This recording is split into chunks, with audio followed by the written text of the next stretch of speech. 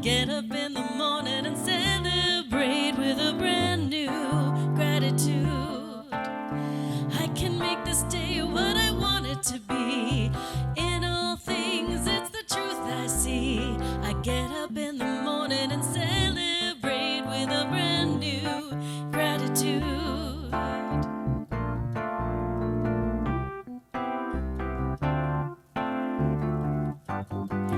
I go about my day and celebrate with a brand new gratitude. I go about my day and celebrate with a brand new gratitude. I can make this day what I want it to be, centered in joy and prosperity. I go about my day and celebrate with a brand new gratitude.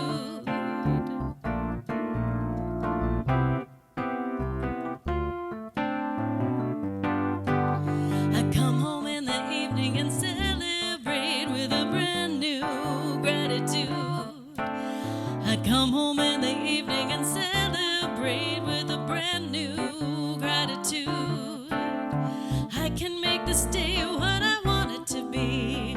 Namaste, behold the light in you and me. I come home in the evening and celebrate with a brand new gratitude.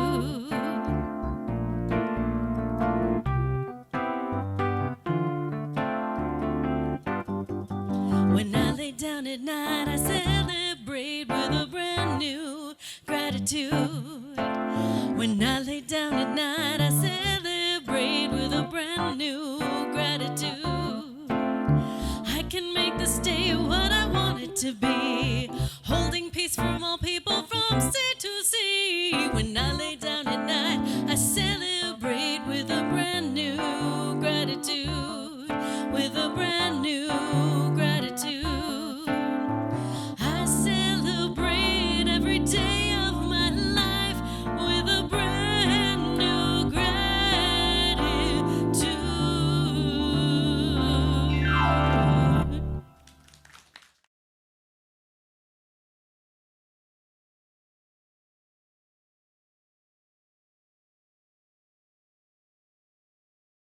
What to talk about today, for me as much for you, and what I got was go back to the Declaration of Principles. The Declarations of Principles were written by Dr.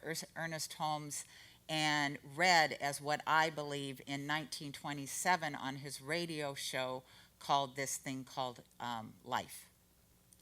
And when I first found religious science and went through the introductory training, we have core concepts, they were called then, and the core concepts were married to what we believe, although the core concepts, I think, were written about 1960. And then in 2015, we changed those to what we now call spiritual principles. Doesn't matter what you call them. I think that these words are profound, and these words can help us understand who we are as spiritual beings. Let's start there. Who we are as spiritual beings. Who we are if we say we are religious scientists and we follow this philosophy. So the first one is about oneness. And it's we believe in God, the living Spirit Almighty. One indestructible, absolute, self-existent cause. This one manifests itself in and through and as all creation, but is not absorbed by its creation. We believe in the incarnation of the Spirit in everyone, and that all people are incarnations of the one Spirit. And so I invite you each to think about that. To think about that principle of oneness when we are not only a country divided, we are a world that is divided. There are other countries that are divided, have been divided. This isn't something new. It might be something unusual on our soil. It's not new on our soil. Let us remember that we had a civil war. But oneness as a religious scientist means that I can look at anyone and know that there too is the presence of God. Now, I will give you an example of that as someone who lived in an abusive relationship. And when I came to religious science, I used to tell that story. I used to live in that story. And Reverend Susie said to me one day, "How long are you going to stay married to this man?" And I'm like, I'm not married to him. I can't stand him. She said, "You are letting him take up so much space in your head. So much space in your head. You need to bless him and let him go." And so to me, that is part of oneness. I cannot deny that my abuser is part of God. That God incarnate lives inside of him as much as it does inside of me.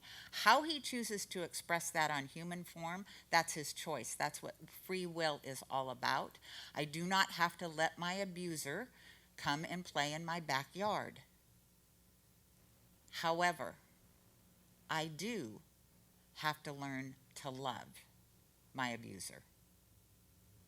I do have to look and say, there too is the presence of God. That is true oneness. We have threefold nature. The manifest universe is the body of God. It is the logical and necessary outcome of the infinite self-knowingness of God, which means, like triune nature in the Christian religion, there are three aspects of God. There is, and we symbolize it in our teaching symbol.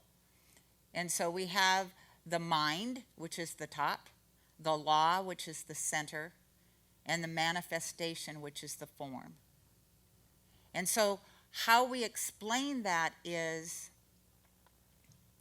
if I have a thought and I think it and I nurture it, it's going to manifest into form. If I was explaining that to a child, I would say, if you have an apple seed and you plant it and you nurture it and you give it sunshine and you water it, you're going to grow an apple tree.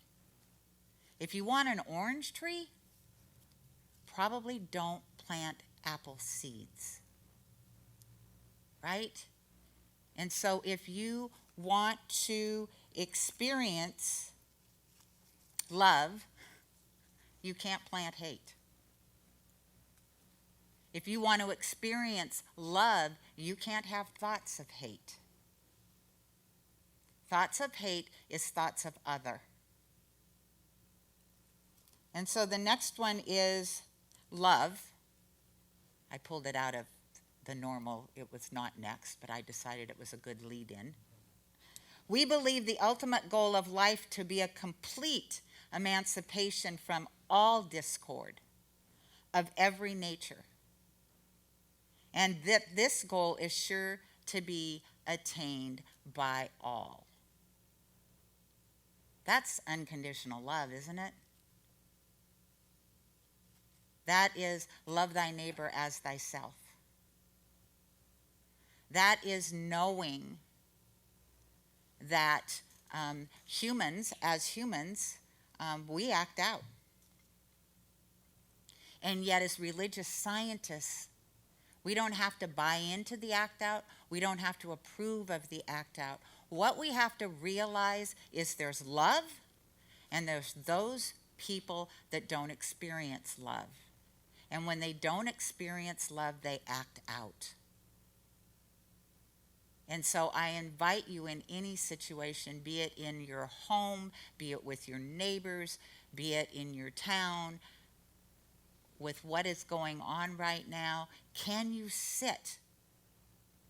Can you find that meditation that Dave did this morning, and can you sit and be the energy of loving kindness?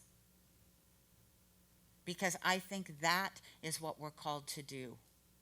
It is easy to pick a side and to absolutely claim your righteousness about any situation in your life. And all that does is make more division. All that does is say, I'm right. And so what that says, if I say, I'm right, you're wrong. There's no listening in that.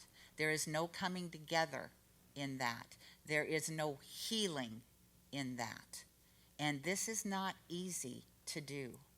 However, as religious scientists, as practitioners and ministers, this is our call.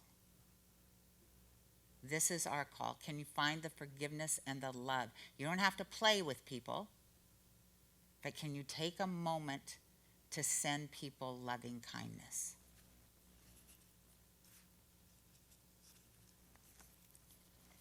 The creative process is part of what we teach. We believe in the universal spirit, which is God, operates through a universal mind, which is the law of God, and that we are surrounded by this creative mind, which receives the direct impress of our thought and acts upon it.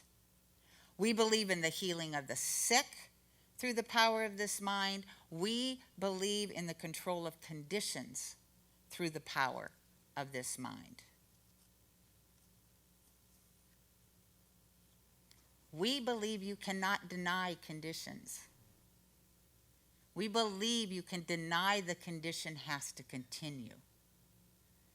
And how you shift a condition is, where do you put your thoughts?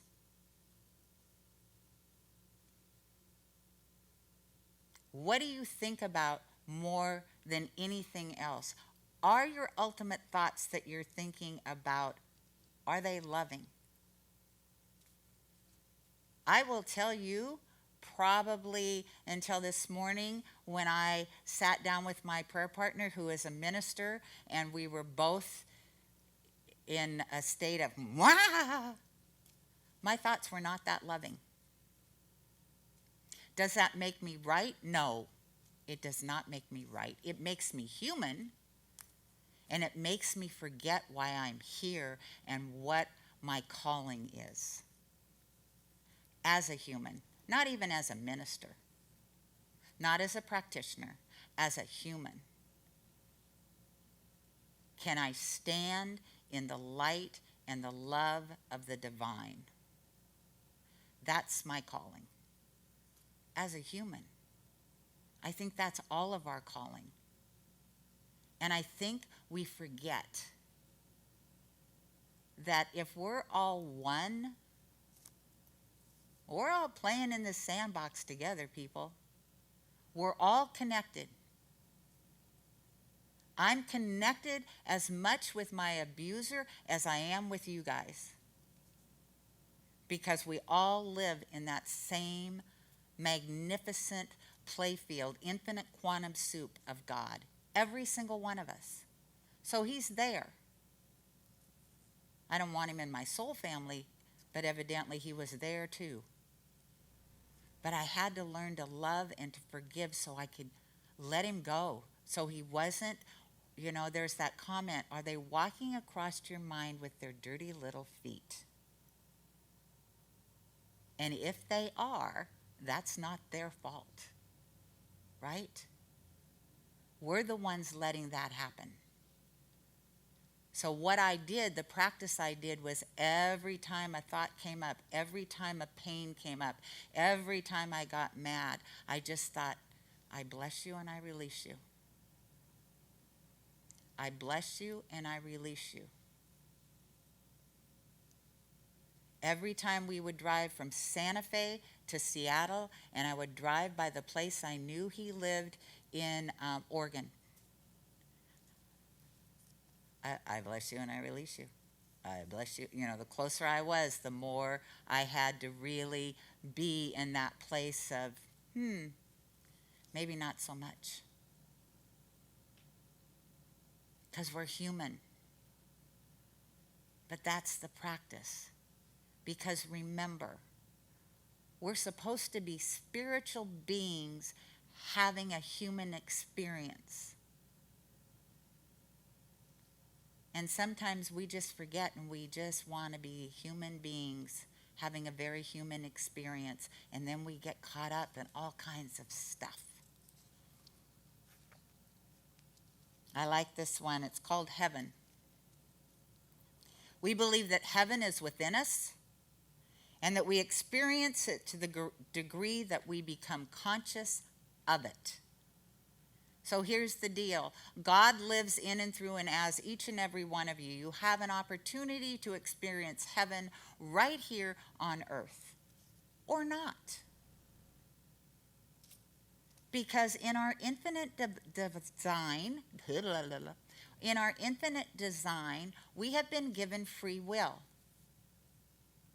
And free will means I can recognize my divinity or not. Right? You can't force me to know and experience God as me. There is nothing you can do to make that happen. That is an inside-out job.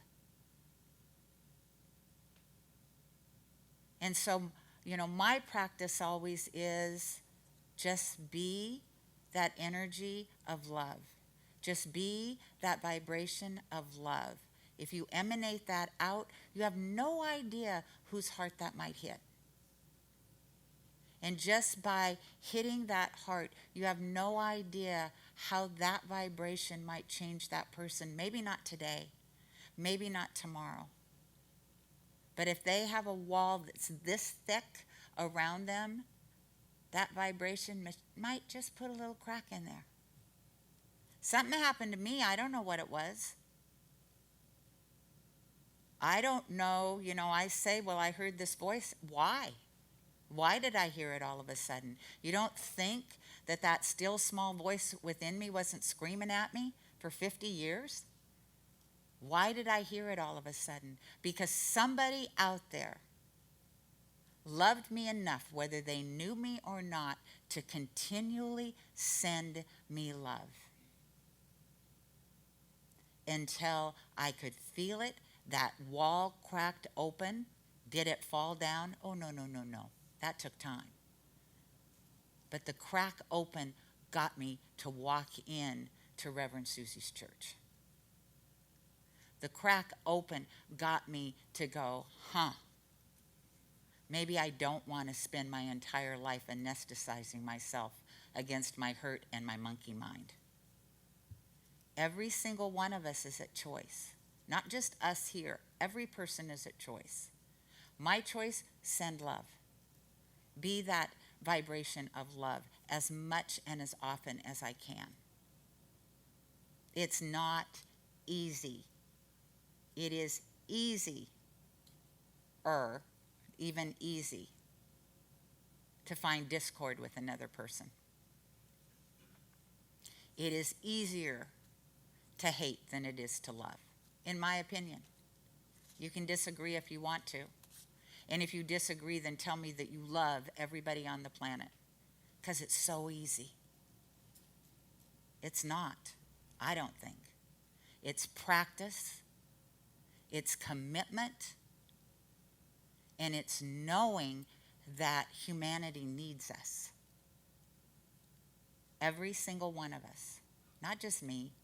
Not just you sitting here or you watching. Every single one of us. That's why we're here. That's our calling, in my opinion.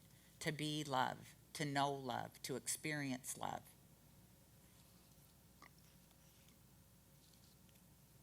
Freedom is one of the new spiritual principles for those of you who have been with this philosophy as long as I have or longer. They have switched up some of the words. They've updated them, I guess. We believe in the unity of all life and that the highest God and the innermost God, same thing. Oh, that's not what Erner said. He said, we believe in the unity of all life and that the highest God and the innermost God, one God. One God. You don't get your God and I get my God. Bernie doesn't get his God and Courtney gets another one. I know Christine S. probably has 6 or 7 gods over at her house. All one. One God. Think about that. Manifesting in and through and as everything. Everything. Quantum physics says the chair you're sitting on is as much God as you are. Or if you're laying down, or if you're sitting on your bed, or if you're standing up. Everything is that energy, those molecules of the divine. Think about that. Think about what that means for me, and I use this all the time because it is the one place I am the least godly, as you all know, in my car. You know, because I think about sitting in my car, nobody can hear me, right? I'm not flipping people off. I don't honk my horn anymore. Okay, maybe every once in a while. Not as often as I used to. And so what difference does it make? Right? The truth is it makes a lot of difference because we're all energy, every single one of us. And we're either vibrating at love or we're not. And it doesn't matter if we're in the container of a car or in the container of this building or if we're in our house talking bad about our neighbor. It's energy. And so anytime we are not in love, we are vibrating at something less than that. Now I want you to think about that for a moment. Because when I really think about it, then I am adding to the vibration of discontent. Right? I'm either adding to love or I'm taking away from it. And so when I have my little temper tantrum, even if it's in my car or in the privacy of my own home, where supposedly nobody can see me, if I believe, and I do, that I can sit in my house and send love out across the world, then when I'm unconscious and I'm throwing my temper tantrum, what do I think I'm sending out to the world then? Right? That's something we need to grasp. You know, when they talk about being conscious, it's not a switch. So I'll be conscious when I walk in on Sunday morning. I'll be conscious when I'm, meeting with Bernie on Monday, and I'll be conscious when I'm praying with people. But outside of that, we have to be mindful that our energy is powerful 24/7. All the time it is powerful. We are either sending out the love vibration, the calming, peaceful way of being in the world, or we're sending out something else.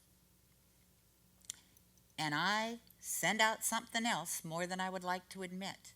And so this is my call to myself, just so you know. It's my wake-up call.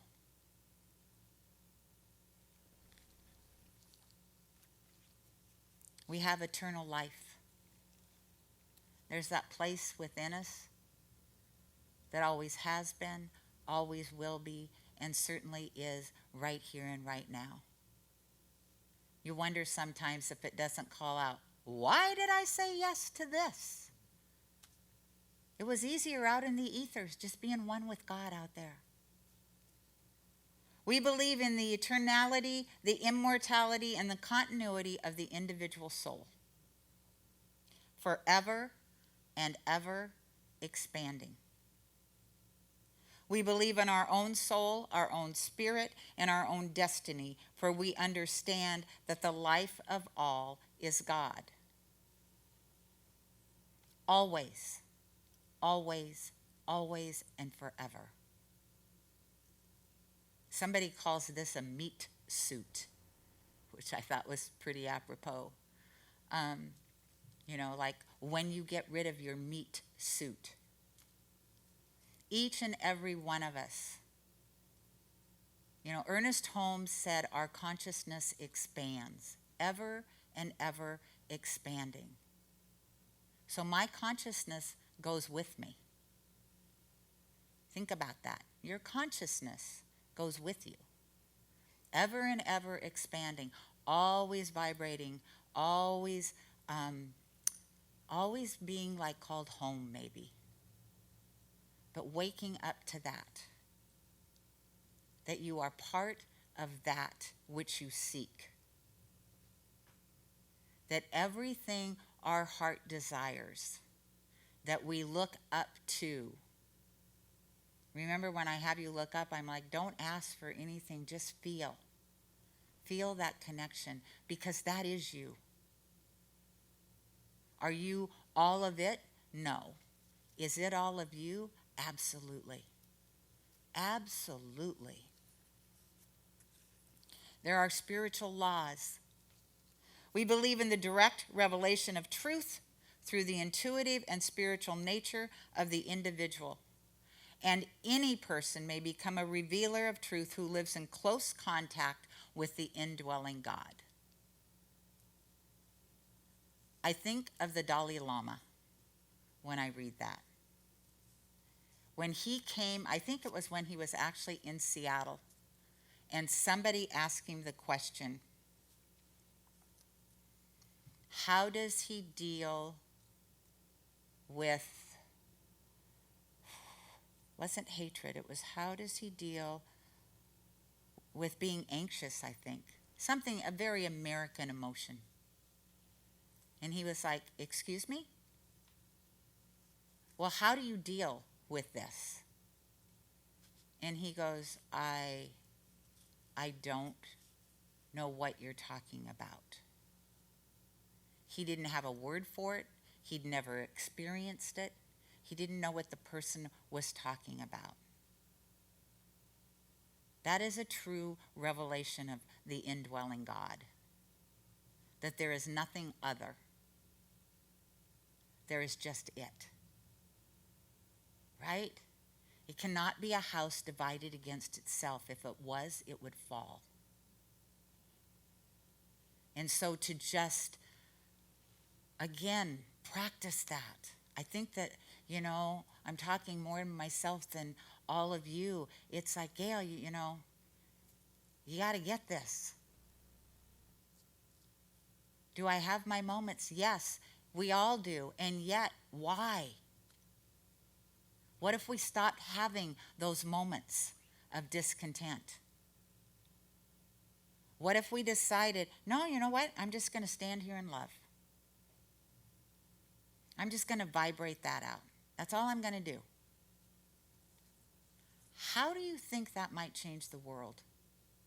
Instead of me constantly giving myself a pass.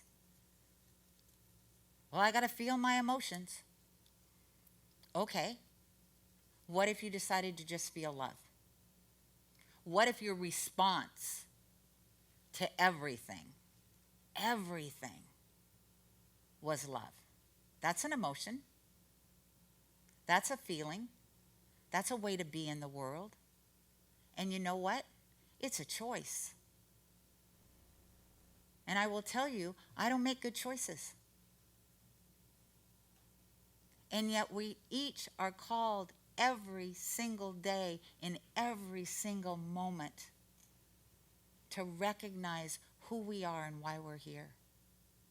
To hear that call and to be that place. And to experience God as us, which is what we're all searching for.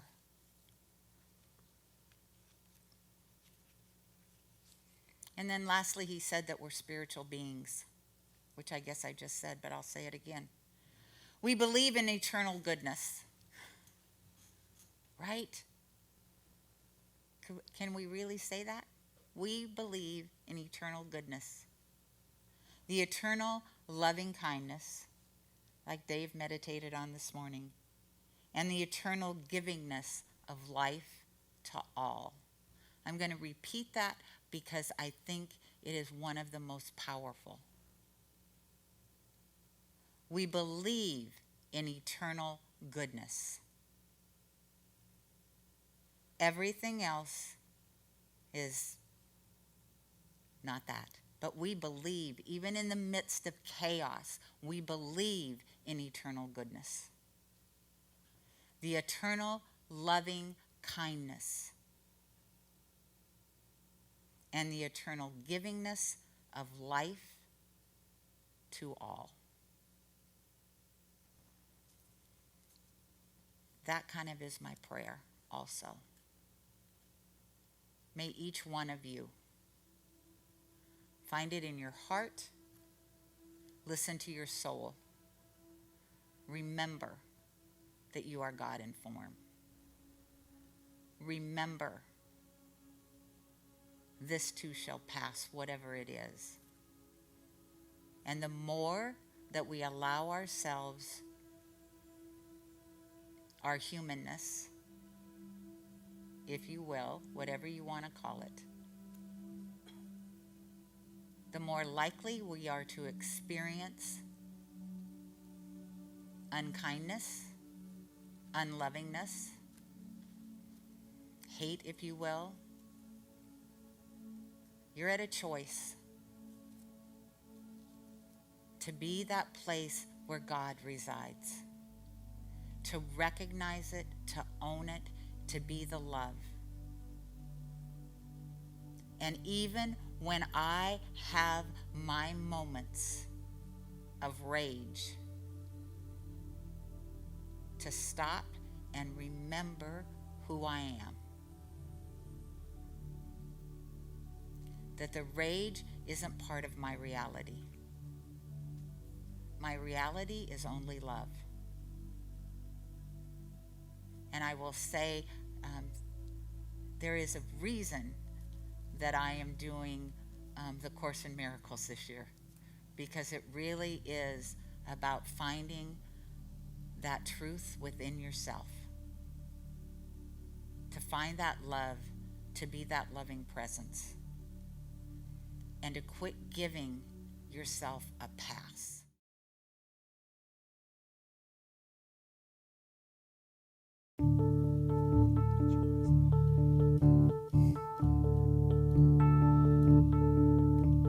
You think I'm an ignorant savage, and you've been so many places, I guess it must be so. But still I cannot see if the savage one is me. How can there be so much that you don't know? You don't know.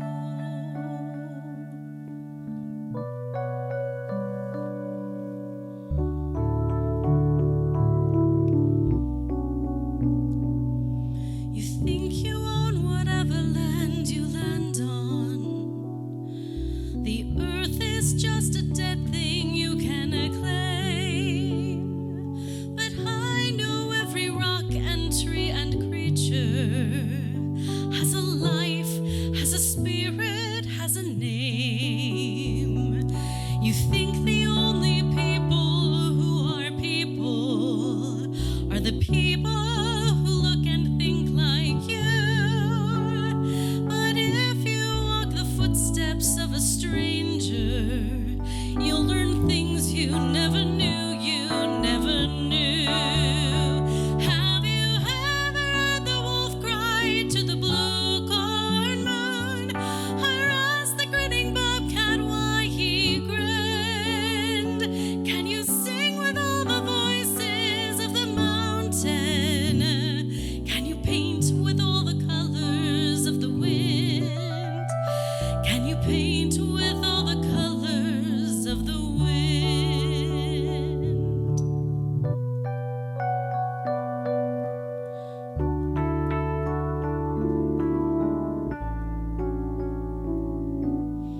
Come run the hidden pine trails of the forest.